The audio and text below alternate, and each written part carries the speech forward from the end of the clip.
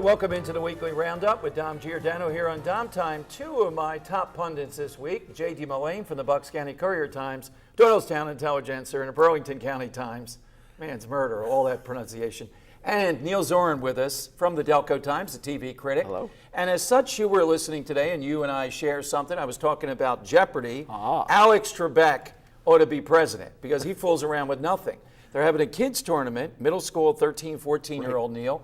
And the kid answers, correct answer, Emancipation Proclamation. He misspells emancipation. Right. And Alex Trebek goes, oh, gee, sorry, you lose $4,000. Exactly, and he should have. And he should have, because he wrote I put an extra T in it. He put an extra Emancipation. T. Yeah, but the point is two things. First of all, he got it wrong. He spelled it wrong. And if he was saying it, he may have gotten the answer right. But more than that, he wasn't going to win anyhow. Yeah, exactly. There was another kid but who had broader point of $66,000. Jeopardy, this has happened before. Right. Once a woman had an accent, and there was some confusion, right. and they're protecting the integrity of the other players. Not like one of the big stories this week, Major League Baseball, right. Alex Rodriguez, who is just knee-deep in this whole thing, is a creep, not an alleged, but is a creep, and yet is on appeal and playing for the Yankees still. Right, because he's on appeal. Yeah. And he has been suspended for the entire 2014 season. And by the way, Antonio Bastardo for 50 games from the Phillies. But he is on appeal, and as long as he does that. Now, how long the appeal works or what that process is what we have to look Alex at. Trebek comes in. That's it next. Alex Trebek comes in and says it's a rule of law. Right, we exactly. have rules, and this is what you have to do. So there you go. And there are 12 other players involved too. And there's a lot of things involved in this. It can be called cheating, and it is cheating. The other section, I sometimes wonder, but you need eye-hand coordination in a home run.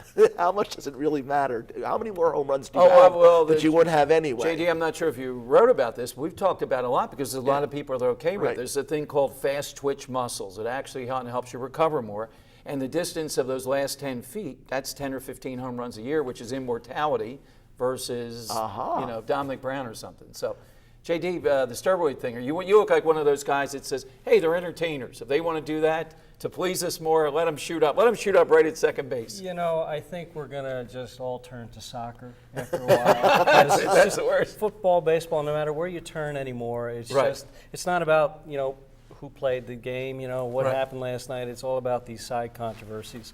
As far as the Alex Trebek and the Jeopardy thing, I mean, everybody wins, right? Everybody deserves to win. That's the kind of culture we have. Everybody gets a trophy. Everybody gets $4,000. And by the way, the kid came in exactly where he would come in anyway. He came in second. Right. And given the way the game went, he came in second. So he didn't. His placement or his winnings didn't really matter. Let's turn closer to home to a place where neither one of you guys covered, but is the center of the action where everybody's marrying everybody. I had on a state senator this week, a state senator, not even somebody that's a justice of the peace, who's marrying people in Montgomery County of the same sex marriage. And Republicans have allowed this to go on. It's a rule of law issue. How do you see it, Neil? It's a strange issue. First of all, you have the Constitution, because there was just a Supreme Court ruling that says that marriage is not just for a man and a woman. It's for anybody can do it because of the Fifth Amendment. So you have that. And obviously I'm for gay marriage. I'm gay, so I'm for gay marriage. At the same time, you have the Pennsylvania law, the Pennsylvania Constitution, which, by the way, also would then have to be amended.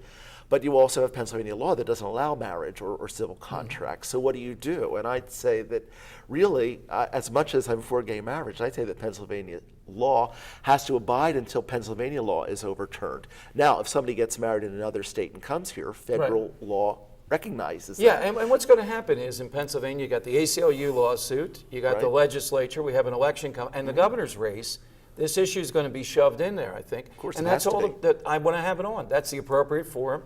People ought to be debating this. JT, out in Bucks County, Mike Fitzpatrick and people like that kind of silent.